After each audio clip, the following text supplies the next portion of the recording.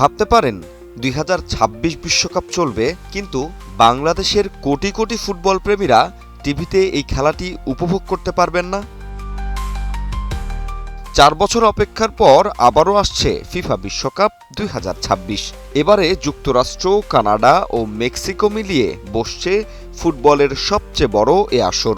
প্রথমবারের মতো ৪৮টি দল লড়বেন বিশ্বজয়ের এ মঞ্চে, আর তাই তো উত্তেজনাও আকাশচুম্বী। বাংলাদেশেও এই সময়টা মানেই এক অন্যরকম উৎসব। রাস্তায় পতাকা, দেয়ালে প্রিয় দলের রং, আর রাত জেগে খেলা দেখার উন্মাদনা। কিন্তু এবার সেই উচ্ছ্বাসে নেমে এসেছে বড় এক অনিশ্চয়তা। জানা গিয়েছে, বাংলাদেশে এখনও বিশ্বকাপ সম্প্রচারের কোনো চূড়ান্ত ব্যবস্থা হয়নি। রাষ্ট্রীয় টিভি, বাংলাদেশ টেলিভিশন কিংবা কোনো বেসরকারি চ্যানেলই এখনও সম্প্রচার সত্ত্ব কেনেননি। আর এখানেই সবচেয়ে বড় ধাক্কা। সত্ত্বের দাম নাকি প্রায় ১৫১ কোটি টাকা, করসহ যা গিয়ে দাঁড়াতে পারে প্রায় ২০০ কোটি টাকায়। চুক্তির শর্তও বেশ কঠিন।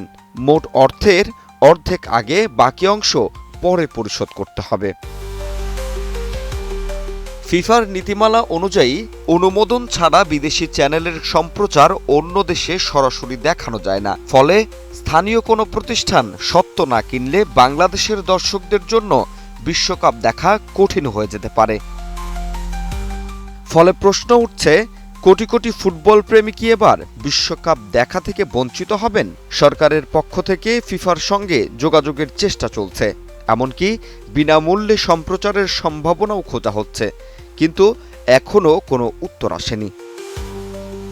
সময় যত গড়াচ্ছে ততই বাড়ছে অনিশ্চয়তা। বাংলাদেশের কোটি ফুটবল প্রেমীদের আবেগ কি তবে এবার টিভির পর্দায় থেমে যাবে, নাকি শেষ মুহূর্তে কোনো চমক অপেক্ষা করছে? উত্তর মিলবে খুব শিগগির। জাহিদ হাসান সাব্বির, বাংলা নিউজ 24।